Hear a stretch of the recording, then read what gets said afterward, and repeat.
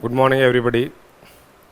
As you are aware that the Institute of Company Secretaries of India, they have released their new syllabus 22. Earlier 20 exam was conducted as per the syllabus of 2017. Now they have introduced new syllabus 22, where the executive exam, first executive exam as per the new syllabus will be what? Conducted in December 23. Now let us see about the tax laws paper. So here the tax laws paper is paper number 7.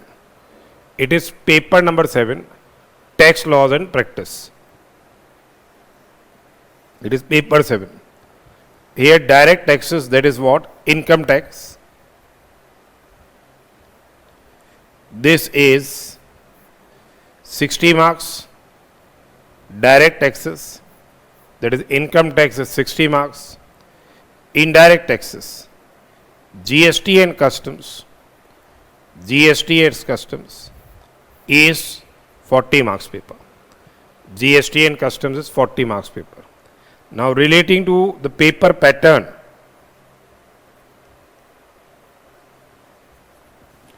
they say that here 20% will be what? The objective questions, and 80% will be what?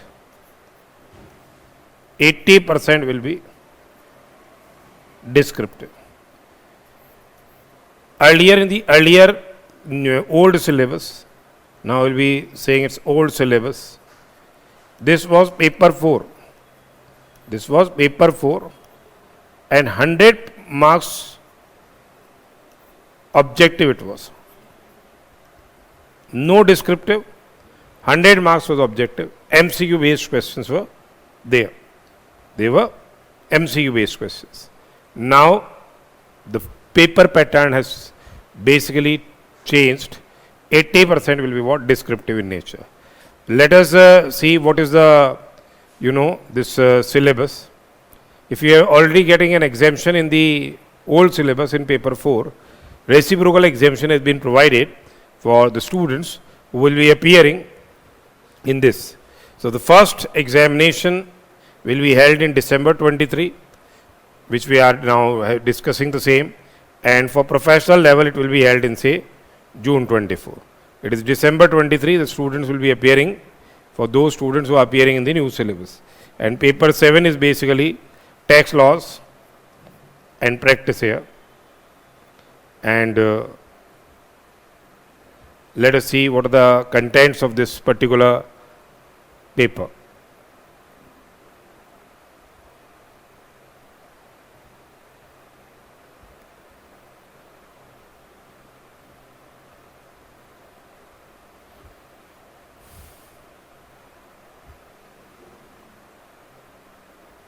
Paper 5, 6, now it will be paper 7.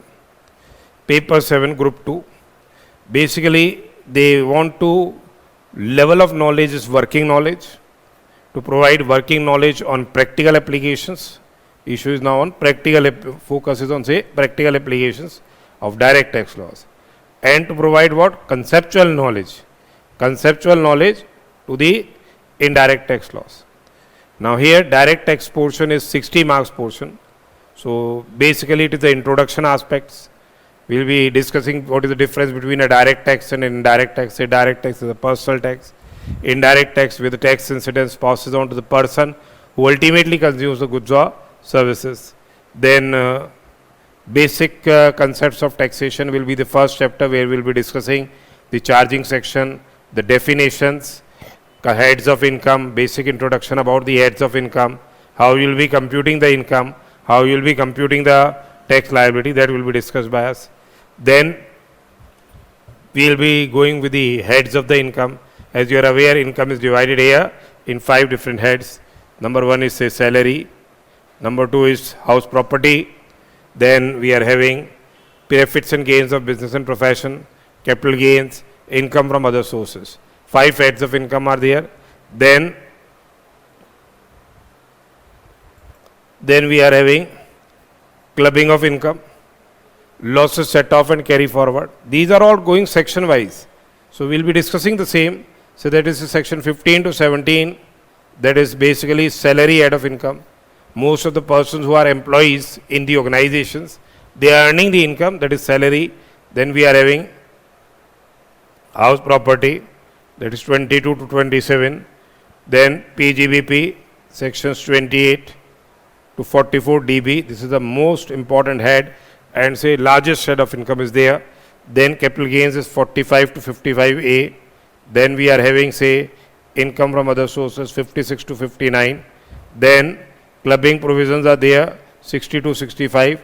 Then aggregation is there 66 up to 80 aggregation, set off and carry forward of losses. Afterwards we get the gross total income. Then we give deductions under chapter 6A. Chapter 6A deductions are there 80C to 80U. We will be discussing those deductions. Then we will be discussing about the computation of the total income and tax liability of the various entities where individual is there, HUF is there, EOP, BOI is there. Then we are having trusts, etc. So that will be discussed. Then company assessment will be discussed. And then procedural compliances under the income tax law, that is the tax reductions at source, tax collection at source, advance tax, self-assessment tax, filing of returns, equalization levy concept is there, and carbon credits. Then indirect taxes is GST and customs. Having a brief introduction of the customs, maybe one question may be asked for 5 marks from customs. Focus will be on GST, goods and services tax. Basically, we have to understand the basic concepts of GST, levy and collection of GST, time, value of supply, place of supply, then input tax rate, how you will be computing the tax liability, then procedural compliances under GST. Then we are having, say, overview of the Customs Act. So fundamentally, here we will be discussing both the direct tax as well as what? The indirect taxes. As well as the indirect taxes. Direct tax is a tax on a person. It is a tax on a person, where the person who pays the tax,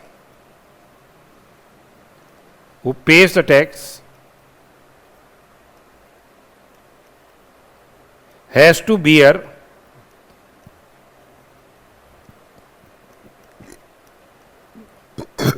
the incidence of tax. Has to bear the incidence of tax. Now, indirect tax basically is what? Indirect taxes are taxes on goods or services, where basically the incidence of tax passes on to the person who ultimately consumes the goods or services. So, in income tax, if I am paying the tax, I have to bear the burden. But if, say, I am a supplier of goods, I supply the goods, under the cover of invoice, charge GST, the incidence of tax passes on to the ultimate consumer. That's the fundamental difference between a direct tax and a indirect tax. Indirect taxes are taxes on goods and services, whereas direct taxes are what? Taxes on a person. So that these aspects will be what? Discussed by us here. So this is a very, very important. You have a conceptual understanding. So basically, this earlier, you were ever having MCQ based questions were there. Now it is a descriptive paper. So you have to write proper working notes, proper way of solution is there. So our focus will be on conceptual understanding of the topics. And as you are aware, in say those students who are pursuing December 23 examination, they will be asked for the assessment year 23-24 under income tax. For those students who are pursuing June 24 examination, their assessment year will be say 24-25. Let us see what will be their plan. So here our focus is of conceptual understanding. So basically, you have to make one notebook where you have to say, write your notes, short notes, as well as what you, whenever you are solving the questions, you have to say solve the same. So practical questions must be solved by you, by your own hand. We will be discussing the same in the class. We will be solving the same in the class. You have to note down the same. Okay. So this way, this is a scoring paper. If you have a say understanding, good understanding, then in practice also this is very, very fruitful. And in final level also you can say elective paper, you can choose goods and services tax and apply the conceptual aspects there in practical say aspects also in the industry level. So let us now start with what? First of all, the income tax portion. As you must be aware that why tax is needed. Basically, the government do so much expenditure is incurred by the government on welfare activities. On welfare activities for the common man. How that expenditure will be met out? That expenditure will be met out by whatever revenue the government is earning. And how the government will earn revenue? Definitely, they will be collecting the taxes from the people. So here, basically, we are having two types of taxes. We are having, say, two types of taxes. One is direct tax and other one is, say, indirect tax. In class 9th, I think so, or in class 10th, you must have studied about in the economics portion relating to the direct tax and indirect tax. So, what basically direct tax is? What basically direct tax is? Direct tax, it is a tax on a person. Direct tax is what? It is a tax on a person. Direct tax, it is a tax on a person, where the incidence of tax is borne by the same person who pays the tax. Where the incidence of tax is borne by the same person who pays the tax. Who pays the tax.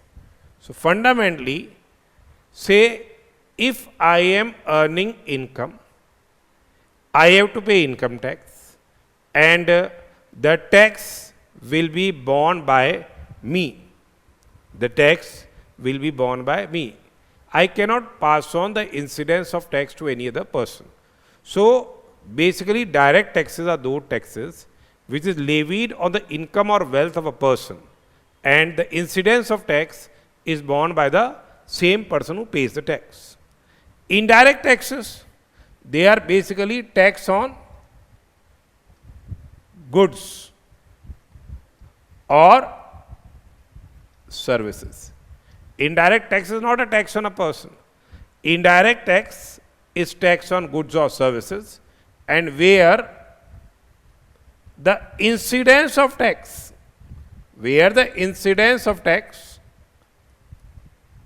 passes on to the person, who ultimately consumes goods or services, who ultimately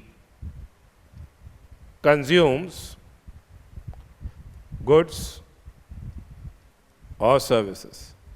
Say, excise duty is an indirect tax. Excise duty is basically it's a duty on production or manufacture of the excisable goods in India. The manufacturer, he charges excise duty in his invoice, and the incidence of excise duty is passed on to the ultimate consumer. Similarly, GST. GST is an indirect tax. Custom duty, it is an indirect tax. VAT is an indirect tax. So basically direct tax, it is levied directly on the income or wealth of a person, and then basically it will be a direct tax. That person cannot pass on the incidence of tax to any other person. That is person who is paying the tax. Say Mr. X is there. He is earning income of 25 lakhs. He is earning say income of 25 lakhs. Now tax will be levied on this income at the applicable rates. Tax, the same will be levied on the income at the applicable rates. And Mr. X will be required to pay the tax directly, and he cannot pass on the incidence of tax to any other person. That is the case. Say Mr. Y is also earning any income, and here also Mr. Y cannot pass on the incidence of tax to any other person. Therefore, it becomes say a direct tax. And in case of direct taxes, if say my income increases, tax burden will increase. My income increases, tax burden increase. So they are basically progressive in nature.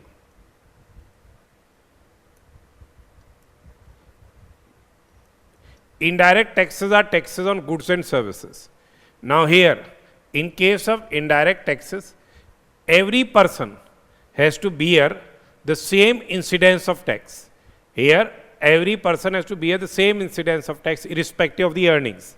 If he is consuming those goods or services, his incidence of tax will be, he has to bear the incidence of tax irrespective of the earnings. So lesser the income he is earning and tax element remains same, his incidence of tax increases basically, and more the income he is earning, he is also consuming the same goods, his tax incidence in comparison to the income will be less. So these taxes are what? Regressive in nature. Indirect taxes are what? Regressive in nature, where the poor person has to bear higher incidence of tax in comparison to a rich person while consuming the same commodities. So basically indirect taxes are regressive in nature. Direct taxes, there are chances of tax evasion, because say if I am knowing directly that if I earn income of 25 lakhs, this much amount of tax will be levied on me. So therefore, I have a tendency to reduce my income by illegal means. I have a tendency to reduce my income. So they are basically what? Chances of tax evasion is more. But here in indirect taxes, manufacturer or say the supplier knows that he won't be bearing the incidence of tax, he'll passing the same on to the ultimate consumer. So there are lesser chances of tax evasion. There are what? Lesser chances of tax evasion in case of say indirect taxes. Here collection costs are higher. In direct taxes, collection costs, they remain higher. Whereas in case of indirect taxes, tax collection costs are lesser. So fundamentally, now we are basically doing introduction of the subject of taxation. So you are aware that direct taxes are there, indirect taxes are there. Direct tax can be income tax or tax on undisclosed income and assets. That is Black Money Act is there, which is charging tax on undisclosed foreign income and assets. Indirect taxes, we are having GST, we are having custom duty, we are having excise duty, we are having VAT, we are having central sales tax. Excise duty, VAT, central sales tax is levied on say petroleum products which are not under the purview of GST, or say alcoholic liquor for human consumption which is not under the purview of GST. On those commodities, that excise duty, VAT and central sales tax are levied. Now basically the authority to levy tax vests with the government. As per the constitution, we are having say, in the constitution, we are having the state list, union list, concurrent list. So let us get an idea about the constitutional provisions.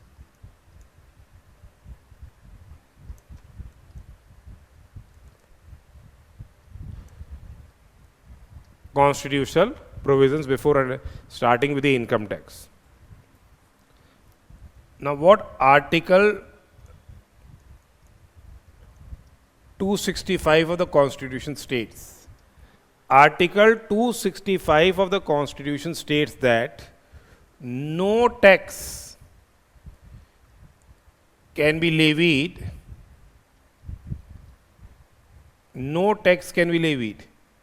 unless authorized by law. No tax can be levied or collected except with the authority of law. Okay. So here the authority to levy the taxes as per Article 246 of the Constitution, the authority to levy the taxes either vests with the central government and or it vests with the state government.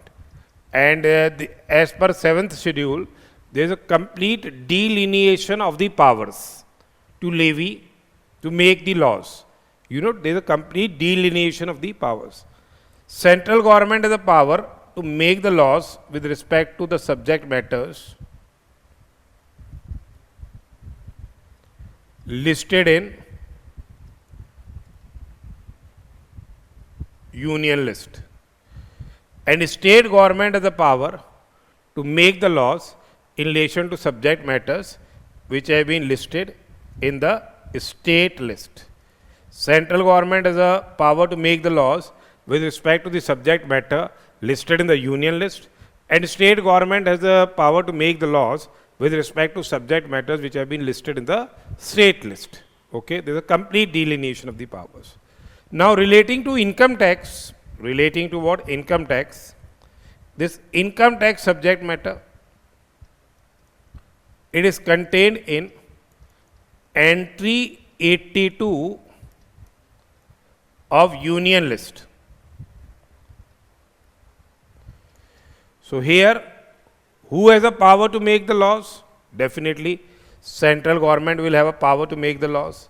It is central government, it will have power to make the laws because the same is covered in entry 82 of the union list. What entry 82 reads? Basically, entry 82 empowers the central government to make the laws in relation to the income. It is taxes on income other than the agricultural income. That is what entry 82, that is taxes on income other than agricultural income. Other than agricultural income. That means central government does not have power to levy tax on agricultural income, and the power to levy tax on agricultural income vests with the state government. This power to levy tax on agricultural income vests with whom? The state government, because the same is covered in entry 46 of the state list. The subject is covered in entry 46 of the state list.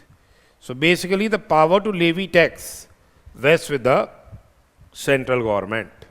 Now here the central government has been empowered through entry 82 of the union list. It has been empowered through entry 82 of the union list to levy tax on income other than the agricultural income. And respect of agricultural income, and in respect of say agricultural income, it is the state government is empowered to make the laws because the subject matter is covered in entry 46 of the state list. Now, when the central government is empowered to make the laws,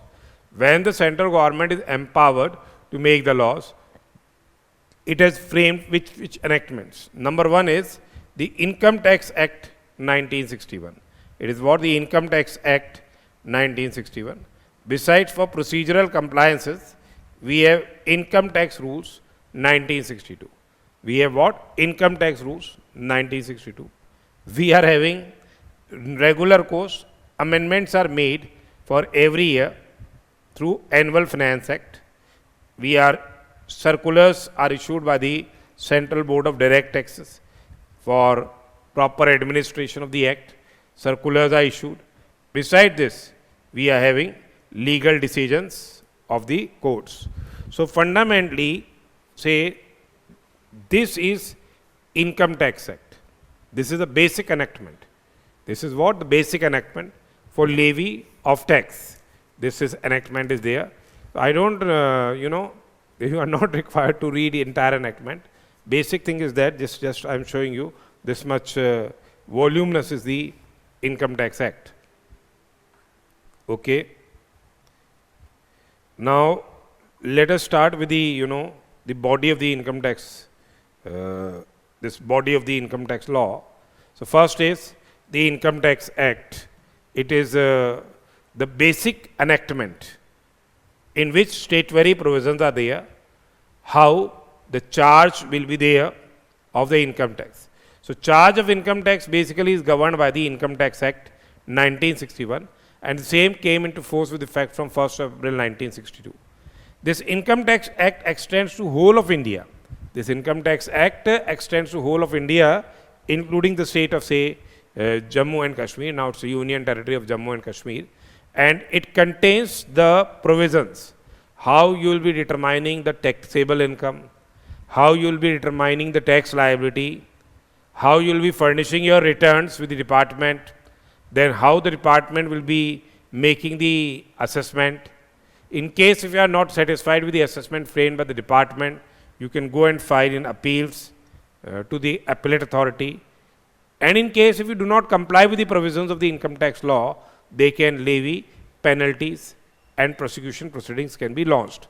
So basically, various provisions have been there in the Act for computation of the taxable income, computation of the tax liability, procedure for assessment, appeals, penalties, and prosecutions. This Income Tax Act, it contains 298 sections and 14 schedules. 298 sections are there, 14 schedules are there. For procedural compliances, we have what? The income tax rules.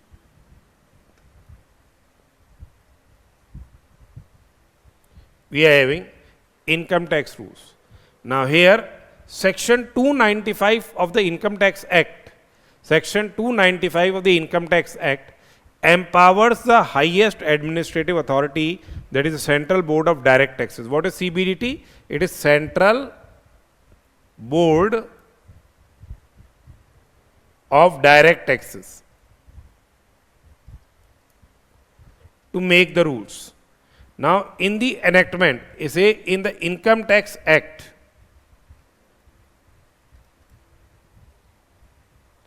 wherever we see the word as prescribed, wherever we see the word as prescribed, that means what?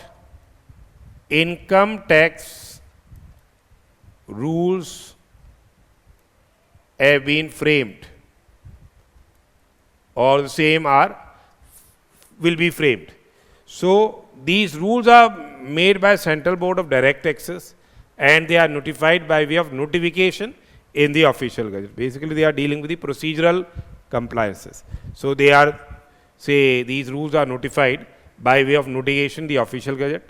So in the enactment, in the Act, wherever the word as prescribed occurs, wherever the word as prescribed occurs, that means what? Either the rules have been framed or the rules will be, framed. Then we are having circulars and notifications. Then we are having what? Circulars and notifications.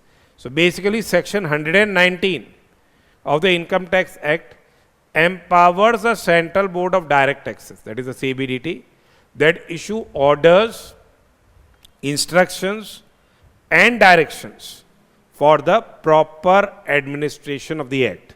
They issue what? The orders, instructions and directions for the proper administration of the Act. The income tax authorities, basically they are bound by these circulars. Circulars which are issued by CBDT, they are binding on the income tax authorities. They cannot take a contrary stand, but they are not binding on the appellate authorities. Appellate authorities are different. Administrative authorities are different. Therefore, on administrative authority, the same are bound. They are, say, binding on the administrative authorities. However, they are not binding on the appellate authorities, that is Income Tax Appellate Tribunal and Court. Besides this, assessee is also not bound by that circular, but assessee can claim the benefit of such circulars. So, one is the Income Tax Act, the other one is the Income Tax Rules, one are the notifications and circulars which are issued by the Central Board of Direct Taxes. Besides this, we are having judicial decisions. So, here basically this is a law and there can be different interpretations between the department and the assessee. There can be litigations, there can be disputes, and then that disputes, they are settled by the courts. So, whatever decision the court gives, that is the judicial decision. So, we are having appellate mechanism, that we can go and file appeal to the Commissioner Appeals, that is first appeal.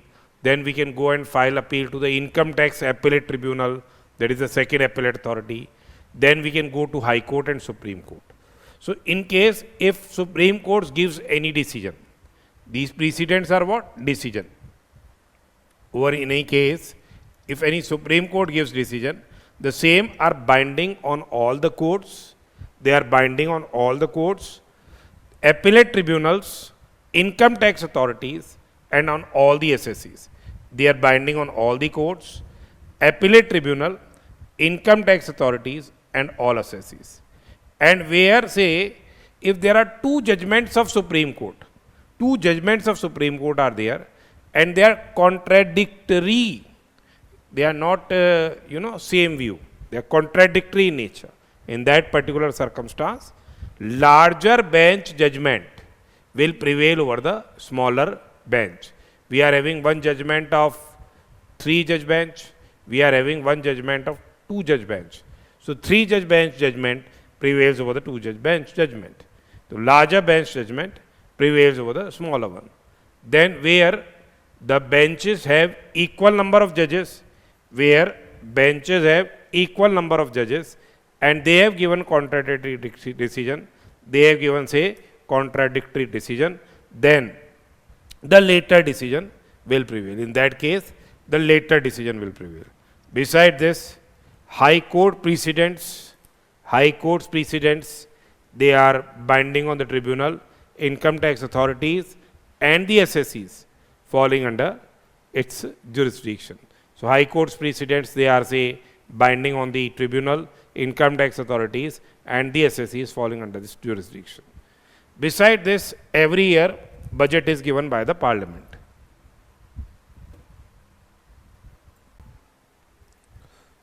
Every year, say, the finance minister presents a finance bill in the Parliament. That finance bill contains the proposed amendments with respect to the direct taxes and with respect to the indirect tax laws. Then the same is discussed in the Parliament, and when both the houses of the Parliament approves the finance bill and it gets the assent of the President, then it becomes the Finance Act. Then it becomes what? The Finance Act. And the amendments which are there, they are proposed to be incorporated in the Income Tax Act by virtue of the Finance Act.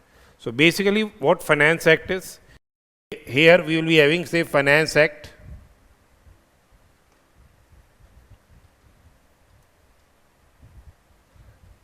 '22. We will be discussing what? The amendments which have been made by the Finance Act 22. And these amendments will be applicable for assessment year 23-24. So, for those students who are pursuing their examination in May 23 and November 23, those who are pursuing the examination in May 23 and November 23, Finance Act 22, Assessment Year 23-24 provisions, they are applicable. So every year, the Finance Minister of India presents a finance bill in the Parliament, which contains the various amendments which are proposed to be made in the direct tax and in indirect taxes levied by the central government. Then, as soon as the bill is passed by both the houses of the Parliament, as soon as the bill is passed by both the houses of the Parliament, and thereafter receives the assent of the President of India, it becomes the Finance Act. It becomes the Finance Act. And here, the amendments proposed therein, they are incorporated in the Income Tax Act, which are applicable from the very first day of the next financial year. So here in Finance Bill, when it gets the assent of the President, it becomes the Finance Act. And this Finance Act 22, that will be applicable with effect from 1/4/22. Amendments are related to AY 23-24, but here they will say that this will be effective from 1/4/23. This will be effective from 1/4/23. This will be effective from 1/4/23. That means assessment year 23-24. And in case nothing has been mentioned, it means that it will be applicable from 1/4/22. And in case it has been mentioned that this is applicable with effect from say 1/4/1989, that means a retrospective amendment has been made. Now this Finance Act, it contains a schedule. First schedule to the Annual Finance Act, it is divided into 4 parts. First schedule to the Annual Finance Act. There are 4 parts. Basically part 1.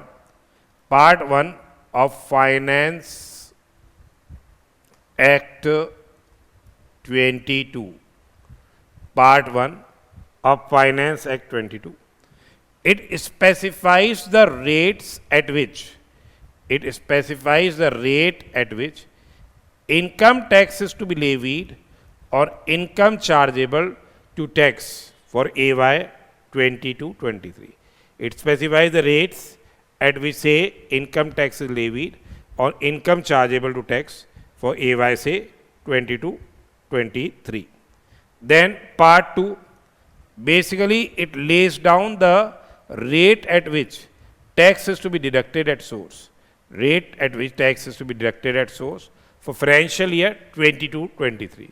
So whatever payments are made during financial year 22-23, on that tax is required to be deducted at source. On that tax is required to be say deducted at source, that is contained in part 2. Then part 3. Part 3 basically it lays down the rates for charging income tax, for deducting tax at source on salaries and advance tax. Basically we have to pay advance tax during the current financial year. We have to pay advance tax during the current financial year. Say your current financial year is 22-23. So at what rates advance tax is to be paid? At what rates advance tax is to be paid? That is there in this. So it lays down the rates for charging say income tax. In certain cases, rates for deducting income tax from the income chargeable under the head salaries, and rates for computing advance tax for say financial year 22-23. Now here remember, part 3 of this Finance Act 22. Part 3 of Finance Act 22 will become what? Part 1. Will become part 1 of what? Finance Act 23. This will become what? Part 1 of Finance Act 23. That is whatever advance tax rates are there for financial year 22-23. Whatever advance tax rates are there for financial year 22-23 will become what? Applicable tax rates for assessment year. This will be tax rates for assessment year 23-24. So here when the new Finance Act comes, Finance Act 23 will come. In part 1 what we will find? we will find in part 1 tax rates applicable for assessment year 23-24 in part 1. This part 3 of Finance Act 22 becomes part 1 of Finance Act 23. And part 4 lays down the rules for computation of the agricultural income. So it lays down the rules for computation of the agricultural income. So fundamentally, the Income Tax Act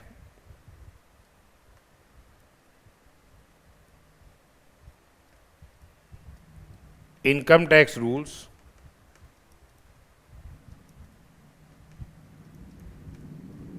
circulars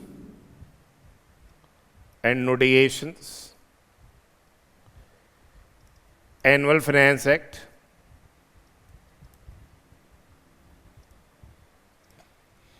and judicial decisions. Together they are known as what? The body of income tax law. Together they are known as what? Body of income tax law. So this is our beginning. Then now we'll be shifting to the definition aspects, then charge of income tax, how you will be computing the income, how you will be computing the tax liability, concepts of income will be discussed by us in this particular chapter now.